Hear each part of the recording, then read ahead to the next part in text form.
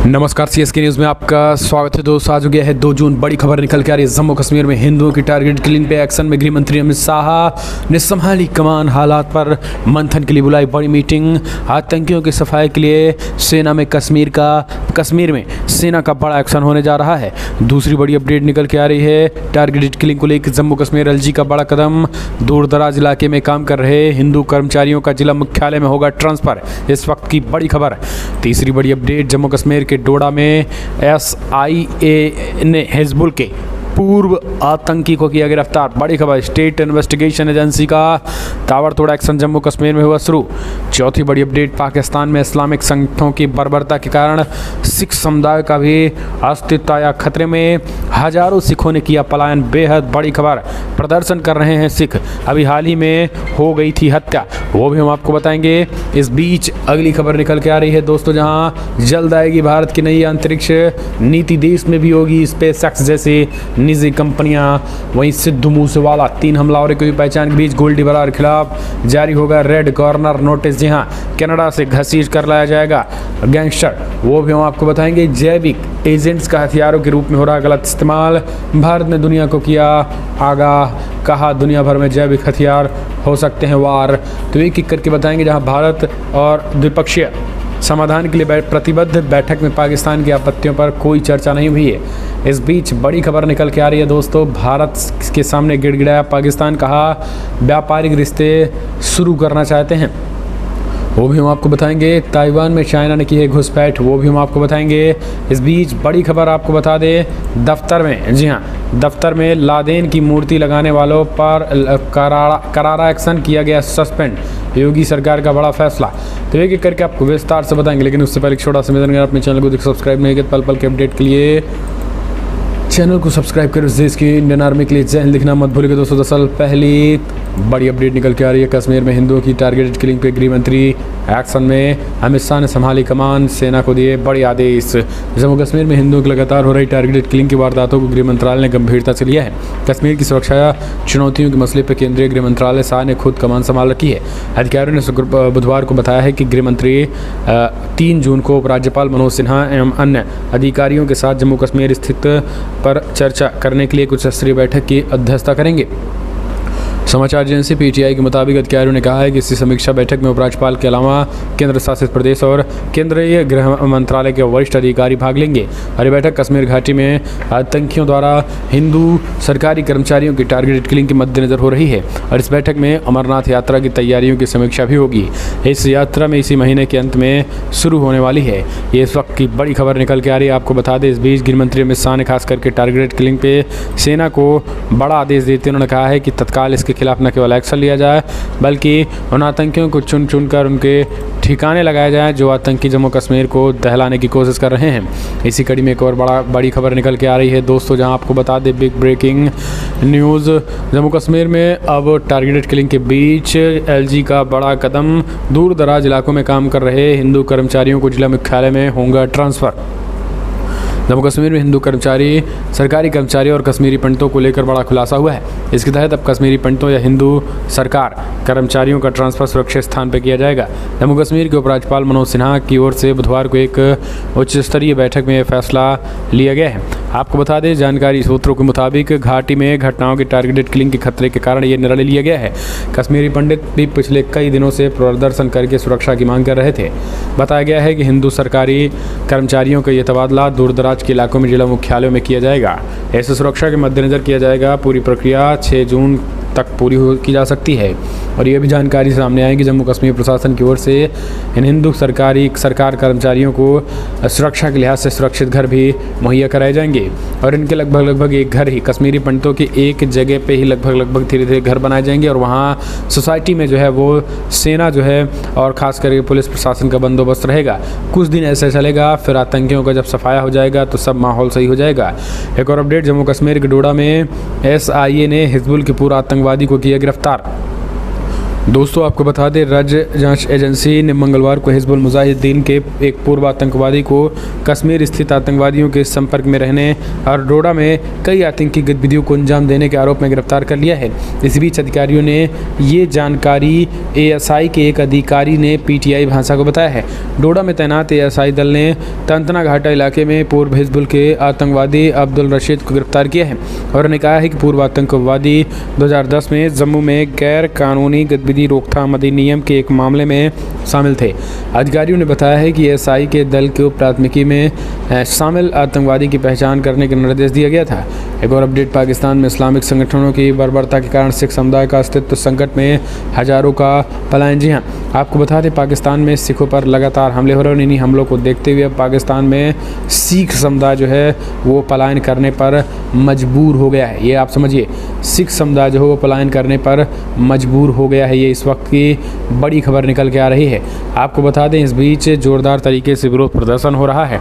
खास करके मुताबिक इस्लामी संगठन धार्मिक अल्पसंख्यकों को निशाना बना रहे हैं। उनकी हत्याएं, अपहरण और जबरन धर्मांतरण ने धार्मिक अल्पसंख्यकों के पाकिस्तान का माहौल असहनीय बना दिया है। रिपोर्ट के मुताबिक पाकिस्तान में सिखों पर हमले मामला रोजाना बढ़ गया है। एशियन लाइट इंटरनेशनल की रिपोर्ट के मुताबिक हाल ही में 15 मई को एक क्रूर घटना में पेशावर के खैबर पख्तूनख्वा केपी प्रांत के बाहरी इलाकों में 2 सिख व्यापारियों कुलजीत और रंजीत सिंह की निर्मम हत्या कर दी गई थी। इसके बाद से लगातार सिखों पर हमले हो रहे हैं और सिखों को किस तरीके से ख़त्म कर दिया जाए, यानी सिखों को ख़त्म करने की पूरी एक तैयारी जो है वो चल रही है। एक और अपडेट लेते हैं। अगली खबर, जल्द आएगी भारत की नई अंतरिक्ष नीति, देश में होगी स्पेसएक्स जैसी निजी कंपनियां।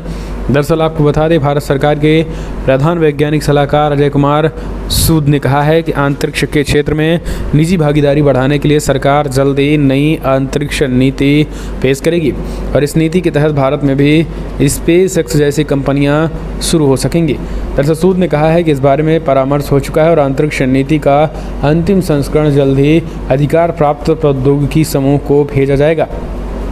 उसमें कहा गया है कि अंतरिक्ष नीति पे काम चल रहा है और इसका ज़्यादा इस्तेमाल नहीं कर रहे हैं, लेकिन पृथ्वी की निचली कक्षा के उपग्रहों की नई तकनीकी पे काम चल रहा है और ये एक काम लागत वाला खेल है। सूद ने कहा है कि एलआईओ ने बड़ी संख्या में उपग्रह हैं और इसमें अंतरिक्ष क्षेत्र बदल जाएगा। सूद ने कहा है कि इस क्षेत्र की पूरी क्षमता को दोहन नहीं होगा। हम चलते हैं और अपडेट, सिद्धू मूसेवाला के 3 हमलावरों की हुई पहचान, गोल्डी बराड़ के खिलाफ जारी होगा रेड कॉर्नर नोटिस। जी हाँ, पंजाबी गायक और कांग्रेस के नेता सिद्धू मूसेवाला की हत्या के मामले में बड़ी खबर सामने आई है। इस हत्याकांड की जांच कर रही मनसा पुलिस दिल्ली के तिहाड़ जेल बंद गैंगस्टर लॉरेंस बिश्नोई को रिमांड में लेकर पूछताछ करेगी। इसके साथ ही कनाडा में गैंगस्टर गोल्डी बराड़ के खिलाफ रेड कॉर्नर नोटिस भी जारी किया जाएगा। गैंगस्टर गोल्डी बराड़ ने सिद्धू मूसेवाला की हत्या की जिम्मेदारी भी ली है। वहीं आपको बता दें, लॉरेंस बिश्नोई पर भी पुलिस को हत्या का शक है। आपको बता दें, पंजाब पुलिस की ओर से जानकारी दी गई है कि सिद्धू मूसेवाला हत्याकांड की जांच के लिए पंजाब पुलिस केंद्रीय एजेंसियों की मदद ले रही है। साथ ही बताया गया है कि हत्याकांड में 6 से 7 हमलावर शामिल थे। इनमें से 3 हमलावरों की पहचान हो गई है। इसके साथ ही मनसा जिले के एएसपी गौरव तूरा ने जानकारी दी है कि हत्याकांड के लिए गठित की गई एसआईटी को कई अहम सुराग मिले हैं। एसएसपी गौरव तूरा ने कहा है कि सुराग के आधार पर पुलिस ने 2 आरोपियों को प्रोडक्शन रिमांड पर लिया है। इनमें से एक को गिरफ्तार किया गया है। उन्होंने उम्मीद जताई है कि इन लोगों को पूछताछ के बाद जांच बेहतर तरीके से आगे बढ़ेगी। एक और अपडेट लेते हैं। बड़ी खबर, भारत द्विपक्षीय समाधान के लिए प्रतिबद्ध, बैठक में पाकिस्तान की आपत्तियों पर कोई चर्चा नहीं की है। दरअसल भारत ने साफ कर दिया है कि उनकी परियोजनाएं पूरी तरीके से सिंधु जल संधि के प्रावधानों के अनुरूप है और अस्थायी सिंधु आयोग की बैठक के दौरान पाकिस्तान द्वारा किए गए सुझावों और मुद्दों के द्विपक्षीय समाधान के लिए प्रतिबद्ध हैं। भारत और पाकिस्तान के पिछले महीने 30 से 31 मई के बीच चल रही स्थायी सिंधु आयोग की 118वीं बैठक में सिंधु आयोग की रूपरेखा के तहत विभिन्न मुद्दों पर चर्चा की गई है। सूत्रों के अनुसार भारत ने यह भी कहा है कि वो जलाशयों से ज़्यादा पानी निकालने के और बाढ़ के प्रवाह संबंधी जानकारी पहले से ही प्रदान कर रहे हैं। इससे पहले पाकिस्तान ने भारत में बाढ़ के बारे में पूर्व सूचना देने का अनुरोध किया था। उन्होंने कहा है कि बैठक के दौरान कोई तकनीकी चर्चा नहीं हुई है। हम चलते हैं और अपडेट लेते हैं। अगली खबर, रूस यूक्रेन युद्ध के बीच कनाडा का एक्शन, रूसी वित्तीय क्षेत्र पर लगाए नए प्रतिबंध। दरअसल रूस यूक्रेन युद्ध को चलते 90 से ज़्यादा दिन हो गए हैं, लेकिन दोनों देशों के बीच अब कोई सुलह नहीं हो पा रही है। दुनिया भर के कई मुल्क रूस पर लगातार प्रतिबंध लगा रहे हैं। इस बीच कनाडा ने रूस पे एक और प्रतिबंध लगा दिया है। कनाडा की विदेश मंत्री मेलानी जोली ने मंगलवार को घोषणा करते हुए बताया है कि कनाडा रूस के वित्तीय क्षेत्र पर नए प्रतिबंध लगा रहा है। खास करके एक प्रेस रिलीज जारी करते हुए विदेश मंत्री मेलानी जोली ने कहा है कि नए आदेशों के तहत रूस जो है वो खास करके रूस पे प्रतिबंध लगाए जा रहे हैं, यानी नए आदेशों को देखते हुए ये सारी चीज़ किए जा रहे हैं। हम चलते हैं एक और अपडेट लेते हैं। अगली खबर निकल के आ रही है, ताइवान में फिर से चाइना की घुसपैठ। 30 फाइटर जेट के साथ ताइवान कि डिफेंस जोन की तरफ बढ़ा। अमेरिका ने चिताया अपनी हद में रहो। दरअसल ताइवान के एयर डिफेंस जोन में चीन में दूसरी सबसे बड़ी घुसपैठ की है। ताइवान के रक्षा मंत्रालय ने बयान जारी कर कहा है कि हमारे डिफेंस जोन में चीन 30 जेट्स के साथ घुस गया था। इनमें से अधिकतर जेट्स युद्ध में इस्तेमाल किए जाते हैं और ऐसे हालात को ध्यान में रखते हुए हमारे सैनिकों ने एयर मिसाइल सिस्टम ने तैनात कर दिए हैं। साथ ही 24 घंटे की चीन की हरकतों पर नज़र रखी जा रही है। चाइना ने शुरुआती में ही घुसपैठ करने की कोशिश की थी। यही नहीं, बीते साल में भी कई बार चाइना इसी तरीके की कोशिश जो है घुसपैठ क्यों करता रहा है। जनवरी के बाद चीन की तरफ से घुसपैठ की ये दूसरी बड़ी कोशिश है। ताइवान ने बताया है कि चीन लगातार ऐसी मिलिट्री घुसपैठ करने के लिए ये ग्रे जोन में आता रहा है।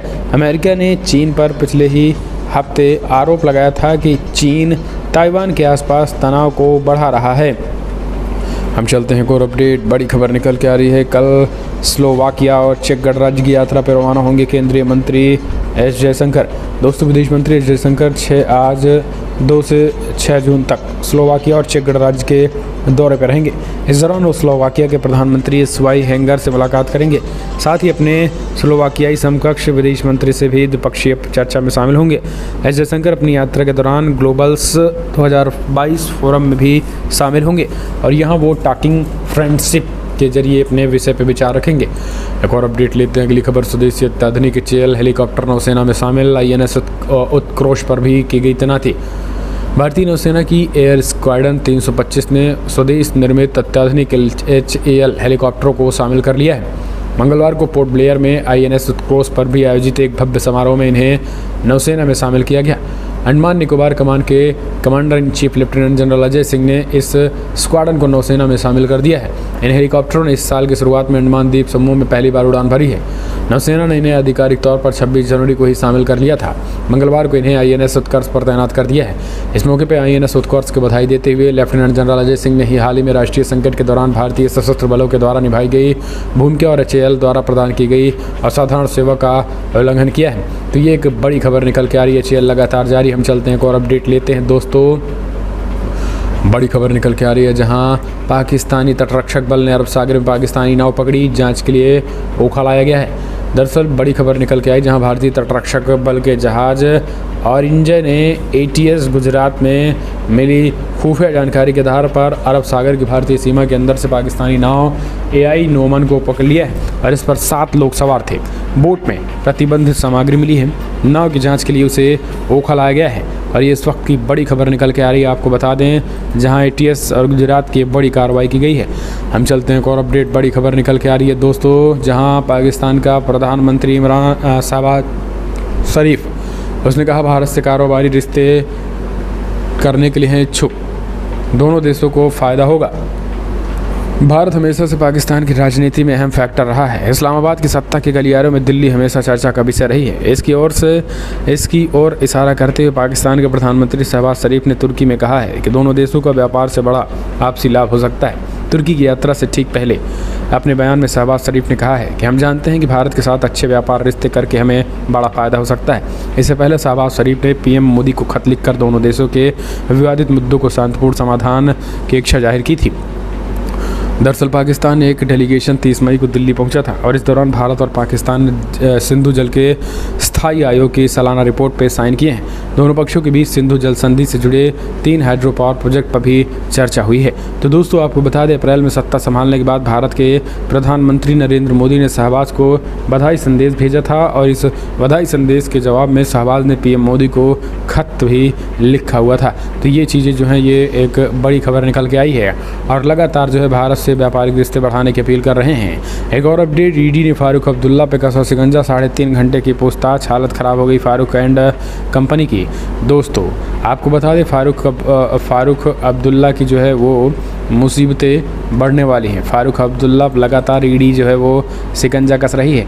ईडी एक के बाद एक ताबड़तोड़ पूछताछ कर रही है। ऐसे में फारूक अब्दुल्ला की जो है वो कहीं ना कहीं मुश्किलें बढ़ती जा रही है। कल ही 4 घंटे पूछताछ की और उनको पसीना आ गया है, यानी जो लुटेरे लूट के रखे हैं बेटे बाप, ये दोनों के दोनों को अब देना पड़ेगा। एक और अपडेट, इंजीनियर ने ऑफिस में लगाई लादेन की तस्वीर, तो योगी सरकार ने लिया तगड़ा एक्शन, तत्काल किया सस्पेंड। जी हाँ, बिजली विभाग के नवाबगंज उपखंड अधिकारी एसडीओ को कार्यालय में अलकायदा संस्थापक उसामा बिन लादेन की तस्वीर लगाकर उन्हें दुनिया का सबसे अच्छा जूनियर इंजीनियर बताने के लिए बुधवार को निलंबित कर दिया। अफसरों के मुताबिक दक्षिणांचल विद्युत वितरण निगम लिमिटेड ने उपखंड अधिकारी एसडीओ रविंद्र कुमार गौतम ने अपने कार्यालय में लादेन की तस्वीर लगाई थी।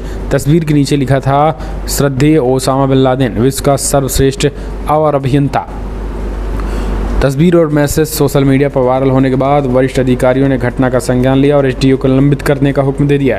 मतलब एक से एक आदमी है, बैठे बिठाए अपने पैर पे कुल्हाड़ी मार रहे हैं, यानी हम कह दें कि कुल्हाड़ी पे जाकर अपना पैर ही मार रहे हैं। ऐसे लोगों को क्या ज़रूरत है ऐसे आतंकियों का महिमा मंडन करने की। लेकिन हमारे देश में कुछ ऐसे लोग हैं जो इस तरीके की हरकतों से अपने मीडिया में आना चाहते हैं। एक और अपडेट, ईडी ने कांग्रेस प्रमुख सोनिया गांधी और राहुल गांधी को भेजा सम्मन। जी हां, ईडी के रडार में आए सोनिया एंड राहुल। कांग्रेस बोली, हम कानूनी रूप से लड़ेंगे केस। दरअसल प्रवर्तन निर्देशालय ने बुधवार को कांग्रेस की अंतरिम अध्यक्ष सोनिया गांधी और सांसद राहुल गांधी को नेशनल हेराल्ड मामले में सम्मन जारी कर दिया है। सोनिया गांधी को अगले हफ्ते 8 जून को जांच एजेंसियों के सामने पेश होने को कहा गया था। वहीं जांच एजेंसियों की ओर से भेजे गए सम्मन की कांग्रेस ने बड़ी आलोचना करते हुए कहा है कि वो कानूनी और राजनीतिक रूप से केस लड़ेंगे। साथ ही आरोप यह भी लगाया गया है कि भारतीय जनता पार्टी अपने राजनीतिक विरोधियों को डराने के लिए कठपुतली एजेंसियों का उपयोग कर रही है। यह मामला कांग्रेस समर्थित यंग इंडियन में कथित वित्तीय अनियमितताओं की जांच के सिलसिले में हाल ही में दर्ज किया गया था। समाचार पत्र national Herald young Indian private limited का ही है। कांग्रेस नेता और वरिष्ठ अधिवक्ता अभिषेक मनु सिंघवी ने सरकार पर निशाना साधते हुए कहा है कि बीजेपी राजनीतिक विरोधियों को डराने के लिए इस कठपुतली को एजेंसियों का उपयोग कर रही है। एक और अपडेट लेते हैं दोस्तों, जनसंख्या नियंत्रण कानून जल्द ही आएगा। केंद्र ने संसद में किया था इनकार, प्रहलाद पटेल बोले जल्द आएगा। दरअसल आपको बता दें, केंद्रीय मंत्री ने कहा है कि जनसंख्या नियंत्रण कानून जल्द ही आएगा और इसको कोई रोक नहीं पाएगा। आपको बता दें, जनसंख्या नियंत्रण कानून को लेकर सवाल पूछे जाने पर उन्होंने कहा है कि जनसंख्या नियंत्रण कानून भी आएगा और 2 बच्चे वाला कानून तो आएगा ही। और अब अब्दुल्ला जो है वो 10 बच्चे और 20 बच्चे पैदा नहीं कर पाएगा। इस पे शिकंजा लगेगा और शिकंजा कसा जाएगा और शिकंजे और कानून को ना मानने वालों के खिलाफ जो है उक्का पानी भी बंद किया जाएगा। हम चलते हैं एक और अपडेट। बड़ी खबर, कैंपस कॉलेज में नमाज पढ़ने पर प्रोफेसर के 1 महीने के लिए छुट्टी भेजा गया। छात्र नेताओं ने हनुमान चालीसा पढ़ने का दिया था अल्टीमेटम। दोस्तों अलीगढ़ के श्री वार्ष्णेय महाविद्यालय कैंपस में मुस्लिम प्रोफेसर के द्वारा नमाज पढ़ने का एक वीडियो सामने आया। वीडियो मिलने के बाद भारतीय जनता पार्टी युवा मोर्चा के पदाधिकारियों ने मुस्लिम प्रोफेसर के खिलाफ कानूनी कार्रवाई करने की मांग को लेकर एक प्रार्थना पत्र थाना गांधी पार्क पुलिस को दिया। वहीं अन्य हिंदूवादी संगठन द्वारा थाना क्वारसी में भी प्रोफेसर के खिलाफ मुकदमा दर्ज करने की मांग की गई थी। हिंदूवादियों का कहना है कि अगर प्रोफेसर के खिलाफ मुकदमा दर्ज नहीं किया गया तो वो कॉलेज प्रांगण में हनुमान चालीसा का पाठ करेंगे, जिसके लिए जिला प्रशासन जिम्मेदार होगा। वहीं कॉलेज के प्रिंसिपल ने कैंपस के अंदर नमाज पढ़ने की गतिविधि को अनुचित ठहरा दिया है। हम चलते हैं और अपडेट लेते हैं। राम मंदिर गर्भगृह का निर्माण शुरू, आधारशिला रख कर बोले सीएम योगी, ये भारत का राष्ट्रीय मंदिर बनेगा। दरअसल उत्तर प्रदेश के मुख्यमंत्री योगी आदित्यनाथ ने राम मंदिर के गर्भगृह का शिलान्यास कर इसके निर्माण से पहले ईंट रखी है। इससे पहले सीएम योगी आदित्यनाथ ने निर्माणाधीन राम मंदिर के गर्भगृह का शिला पूजन किया। इसके बाद मंत्रोच्चारण के साथ आधारशिला रखी गई। मुख्यमंत्री योगी आदित्यनाथ ने उप मुख्यमंत्री केशव प्रसाद मौर्य और राम मंदिर न्यास के सदस्यों की उपस्थिति में मंत्रोच्चारण के बाद गर्भगृह की आधारशिला रखी है और मर्यादा पुरुषोत्तम भगवान श्री राम को भव्य मंदिर दिव्य मंदिर निर्माण को लेकर उन्होंने कहा है कि ये भारत का राष्ट्रीय मंदिर बनेगा। तो उस मंदिर को एक राष्ट्रीय मंदिर के दर्जे दे चुके हैं। हम चलते एक और अपडेट लेते हैं दोस्तों। बड़ी खबर निकल के आ रही है, आपको बता दें, चीन ने छीने नेपाली युवाओं के रोजगार के अवसर। नेपाल के राष्ट्रीय प्राइड की परियोजना में चीनी लेबर की बहुलता। दरअसल पिछले महीने नेपाल के एक लोडर दुर्घटना में चीनी नागरिकों के मौत से पता चला है कि बीजिंग अपने नागरिकों को काम पर ला रहा है, जिसके चलते हिमालयी राष्ट्रों के रोजगार से वंचित हो गए हैं। आपको बता दें, खबर हब के अनुसार अप्रैल के अंतिम सप्ताह में काठमांडू फास्ट ट्रैक पर लोडर दुर्घटना से पता चला कि उनमें से बड़ी संख्या में परियोजनाओं में चीनी कार्यरत हैं, जबकि परियोजनाओं में केवल कुछ नेपाली तकनीक